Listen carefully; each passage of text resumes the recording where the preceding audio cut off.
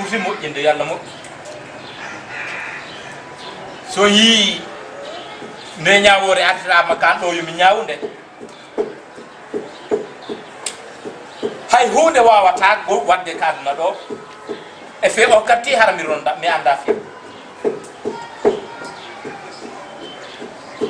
menen hina faale e feere men ñaawirta men ñaawira islam men ñaawa e gande annasar ali yawda fo parce que fi honum menen ko réellement kala mo mi transféri do o fette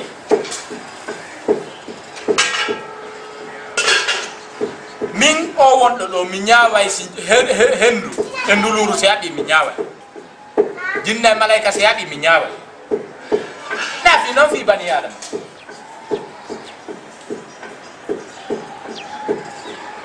donc si tawi hawri goɗɗum waɗi ka quartier an ɗo ɓe ƴetti on tum ɓe naɓi mi andari ko honnum feƴƴi taw ko min windata kaydo plainte on mi porta siko sirete ko kanko andi ko honnum ɗo e justice même goɗɗo hara min memi odi ko momi acciti si justice même men nahila landi haala ka duɗa ko joom haqqil noon woni o yewtude bandan indema wiɗa an ko honno fadli fadlini ok ko ya yewtu hara to ñalli min si mi ronki mi ronkatagoy min si mi ronki ko justice wonon feƴƴude rewon e honno ko doit rewede toon est ce que on famde l'enfant là ya explique nan réellement on est ce que famde fi min mi ñaawi allahu on landoto lan ko honno mi ñaawirno fewndo mi wawanno hoore am ka fewndo allah lamminila parce que na goɗɗo lamminila est ce que famde ko ñaawɗen ɗo allah kay ñaawa en ko honno feƴƴinirɗen wola no waddenir on noon a faami parce que on wonki wawetake ittede nder o quartier yaltirani dari gangalari ko waali maayi donc lalandema parole simi ƴetti haala na jonnugol omo yiya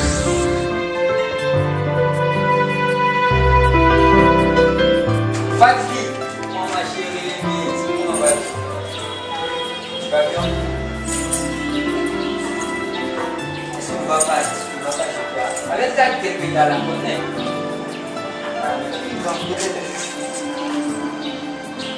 Alors, moi, c'est moi, mais ma chérie, allez, comment? Allez, comment? Tu ne vas pas. Voilà.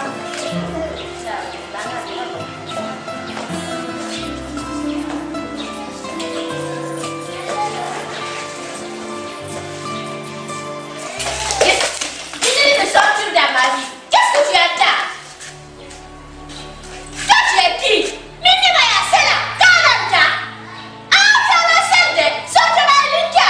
Hamili tabakwa. Sors de chez moi. Tu me dis de sortir de chez moi.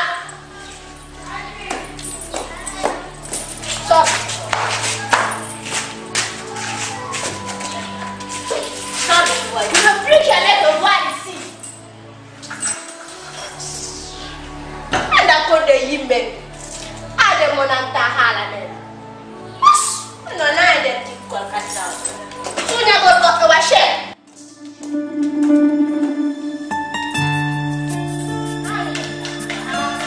ɗarnamayo bonnilam programme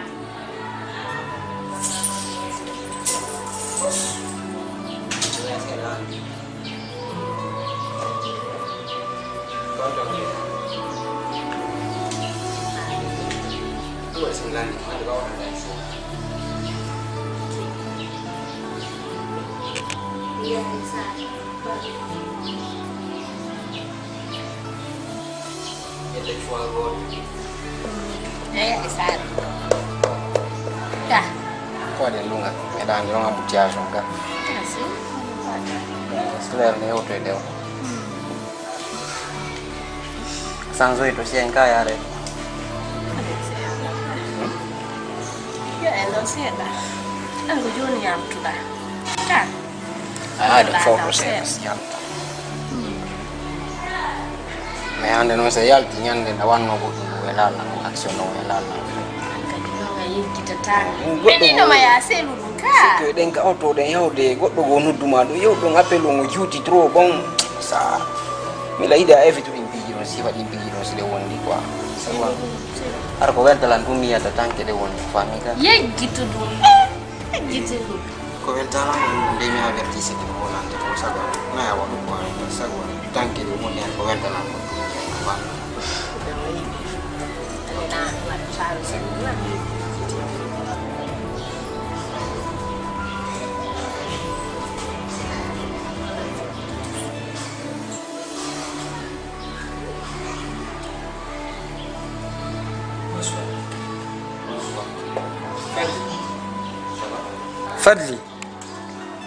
Fadli. Comment? Mais je m'adresse à toi. Ou bien qu'est-ce que tu ne vas pas? Fadli, hey. Hein? Comme Bachir. Je n'ai pas le quartier de Ngakan. Hey, Fadli, regarde-moi, c'est moi Bachir, s'il te plaît. andi c'est le jour de ballon ko ba pour ba la to Fadli, mina daran comme Bachir. Hey, Fadli, moi je m'adresse à toi. Hey. Hey. la première fois il gormo comment la dem so M'adresser au fiaba. Allah mini mami andao c'est la première fois que Ah wala mo gasta konka. Moi je ne suis pas un fou. Et mon gars. Mon gars. S'il te plaît. Mon gars. Fadli, s'il te plaît. Et what adresse à la mini fiancée avec un Mon frère, tu sais ce qu'il y a? Est-ce que je me suis adressé? Fais attention à toi, qu'est-ce que tu vas pas? Ah bon? Ah bon? Je vais te montrer qui je suis. Moi, nothing that je peux permettre à une facochère de se foutre de moi. tu as fini de Pourquoi grand qu'à toi, je dis? stop tu as fini de toi côté ça de chez moi qu'est-ce que je Je vais aller. Mais quand je reviens, vous allez connaître qui je suis. ça de chez Pourquoi grand qu'à vous, alors? Regardez-moi ça. Vous allez connaître qui je suis. Il n'y a pas de problème dans votre relation. Allez vous faire foutre.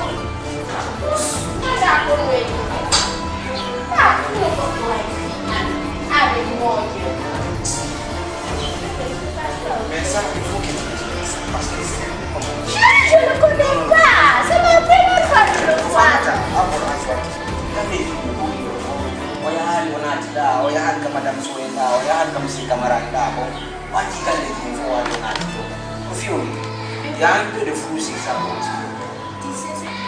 idandi lo fokuno andila fayda en tant que madame ba fokuno andila hin sibiyal ki do famiyal den daro ko ba ko en fadi yaro nyanda ko be ma den s'il te plaît chérie ne fâche pas ok Asa quand même ça ido mitima kawono kama nduma nito ne atima kofia wako wangu parce que la yidi ko buti kwa mais stai woni ko ko yuka yasikadi ara kanjer kande kaderanza ingara mi famade ara mi famade ari mo yiko kwa Bono magio. Okay, hay sa wullale hey. Wota hullu. Hey modibo. Consmat police e tawion. kanu chef de Fanku hay sa wullale. Ba police be on addi on do. Hibe andi ko fi dum do mi jodinira kala do kaduma ka quartier do. Goddo jettirsaake do wa ciofun nabe nokkugo mi wadali jungo e makko. Hey ko modibo. Heje jungo anda. Baya susire du han ay ti wonki kakati ando. La lande ma ko wadde ma ange e be do han itta waruda modi makko flagrant. Afami. Ay ba do focus du makko sori ka. An moni tumbo. Ala ko doge ala ko wadege. La lande ma kara to nyaali. Afami. Assalam. La lande ma paro. Chef du quartier. Oui. Nani ko ma ko don. Golle mo ndo wadi. No do expliquer ni. Kono tigiri woniri mi do jabbi. Kono adu dum do wadde. Wodi piiji buy fejjudi. Aha. Piiji buy no fejji min kadi mi sifanton. Aray. Ko nyande go. pour nous dire ça bon j'ai pris dans ma carte. Il a fallu que nous jordan mais accusons 2 heures de temps. Ni alma après minute. Non. Dalle ma più rosso, quando con il ritardo non là. Me lo faccio a mano me fumpetti. No, sai mo. Lo giù per 20 secolo, ben no. Si può borna gol, si può ngari, si può darne. Ma mi propose un town dove è per concubinage, ma je vais la marier. Ko jombu gol mon fala. Pas mal, c'est vraiment rigolo. Ah, quand il y a un forme quoi. Attends, je vais te montrer ça.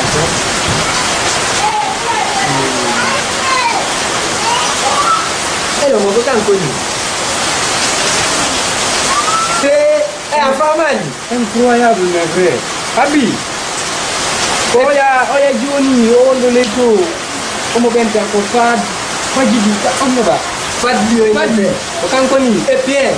Mais yo ti ele do kindia garawawa. Oh, ma na le go. Parti medenga. Na le go.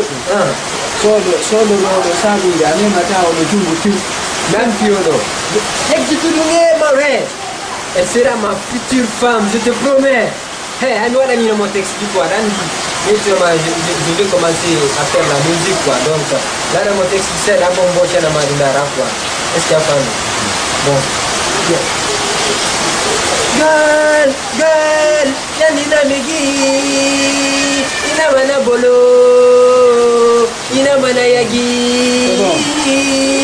Je pense à toi, jour et nuit, je ne sais plus quoi faire quand tombe la nuit. Donne-moi la force de vaincre l'ennemi, donne-moi la force de prier avec toi. Malgré mes douleurs, c'est mes peines, malgré tout ce que je mène, c'est toi qui es ma reine égale. Ça, man, Polo. En fait, passion, tire ou quoi? Passion, tu vas tu peux avoir la chapitre là. Pourquoi on a quoi? Johnny, comme ça, je vais devoir te quitter. Johnny, qui est? Allez, on va casser le dos à la main. Mimi na siku na nyalla rezo amauno.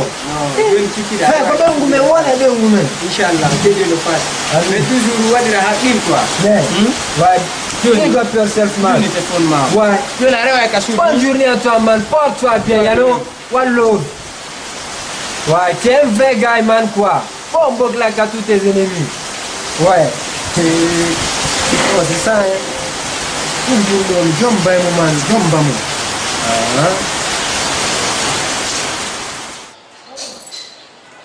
Mimi a fait une explication comme Dieu nous l'a marqué. Oh, Dieu n'a arrêté là, l'andari ko ba pour la ngati. Oh.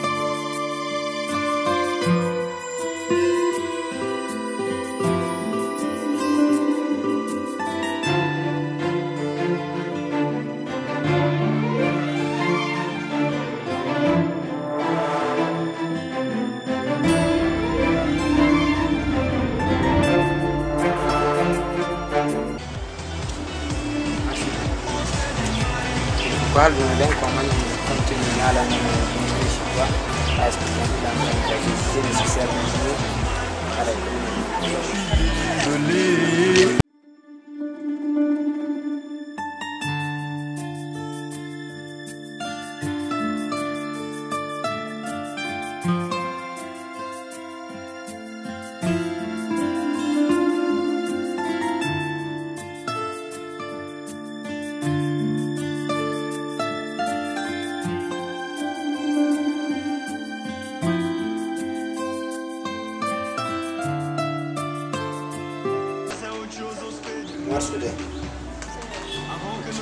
on tigi do tawande warga ya komanda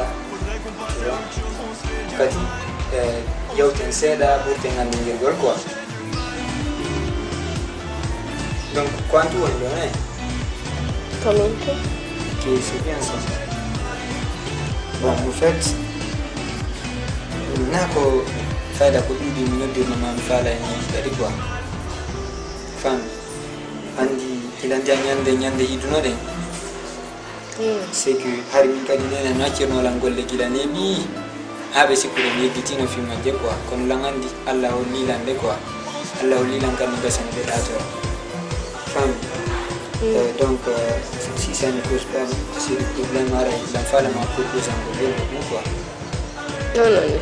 Bon andi non am fayda ila metti susugal quoi parce que de la ñande mi on ma den toi tu es toujours c'est que la butti tu quoi je te comprends pas la famille donc andi ara ya di gono ton ay sonti no fala mala ngoldi haram ti do hésiter quoi tu vois mais toujours ouais comment dire ko dum no bulla ma dede il faut que mi alna masmiya quoi et au fait ara ko butti fala ma proposer ngol lo quoi si ça ne va pas te poser de problème ara fala ma proposer ngol mariage quoi.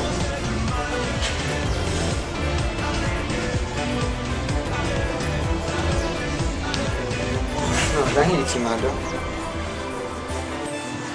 Quand même, je t'écoute.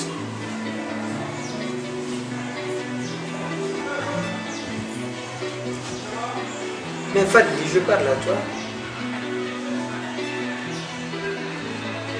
Proposition.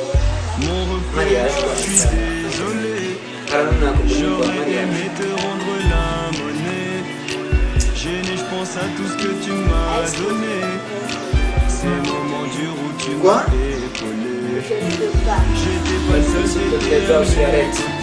Hé, il faut comprendre une personne chose. m'entendait J'aime pas ce que maman n'a pas fait pour que je me marie. Mais s'il te plaît, toi aussi, comprends-moi, s'il te plaît. Arrive à accepter. Mais ni Dieu m'en fait la Dieu. Fadli, toi me fais la Dieu. Pour l'amour de Dieu, comprends-moi. Faudrait qu'on passe à autre chose, on se fait du mal. Avant que nos cœurs explosent, on se fait du mal. Faudrait qu'on passe à Attends, autre chose. me vois bizarrement ou quoi? Ou bien je ne suis pas les gars que tu viens en mariage.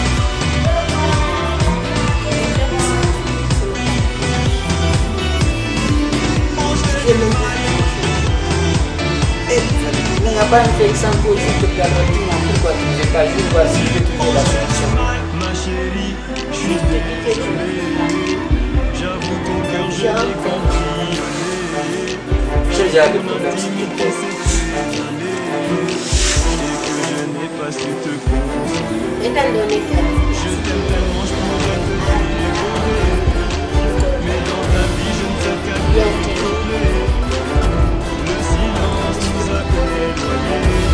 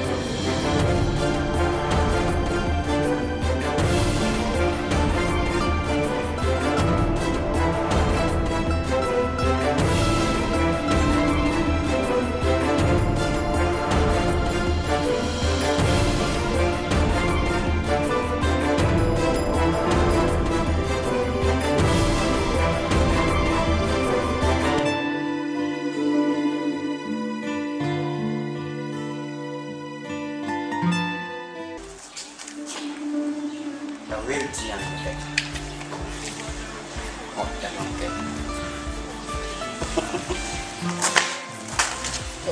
Kami buka. Ayo buka. Usah seperti. Oh. Wow. Kemudian gak ada kong karena doh. Mau ada ide fokus me preski. Next. Nikah. Wow. Quel joli maison. Kono yula. Là-bas. Ce mariage on va dire arti di loro. C'est cool. Merci beaucoup. Kadang fala ya artis mariage. Ici c'est calme.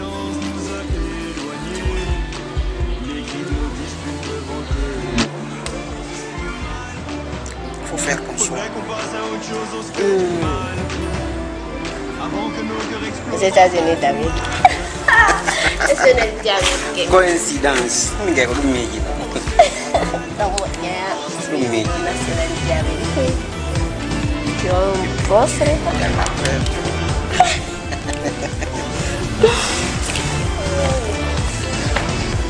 Comme ça. Parce que si je sais pas si on va sortir ensemble aussi, je peux te laisser ici. Je dois aller à l'hôpital. À l'hôpital, Oui. ce que je vois. Alors, ensemble, on va voir le docteur. On va les soins médicaux avant de parler à l'hôpital.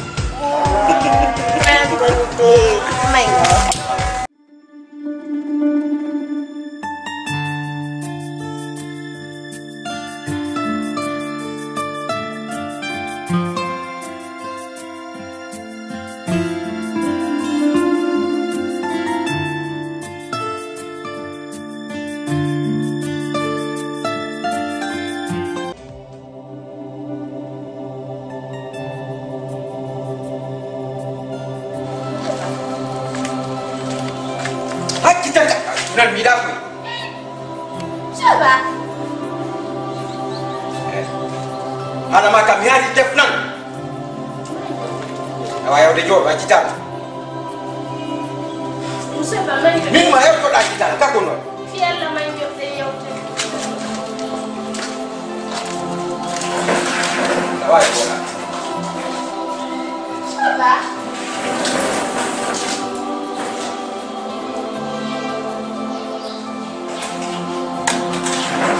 No ki ana makam.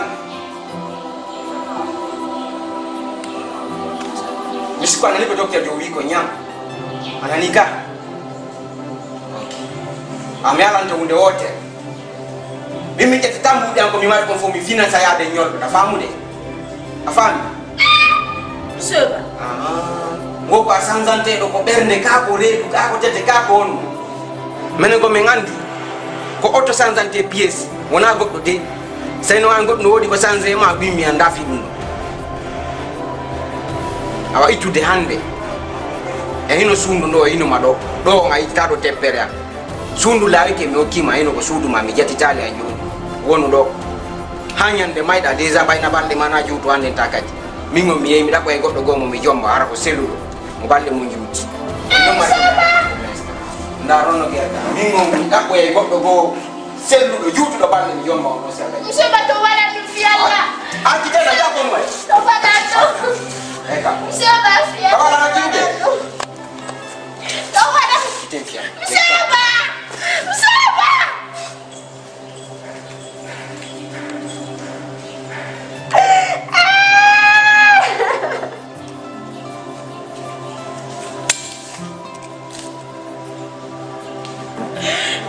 Mon Dieu. Là. On en fait aider. Mais quoi? Eh Fadli. Donc o histoire jaga ko wondula do mun jaga o des ce qui nous là do ni faut jaga se faire une histoire wondula mun. Na mère jaga quand tu vois toujours la raille. On ne comprend pas quoi. Non, non, non.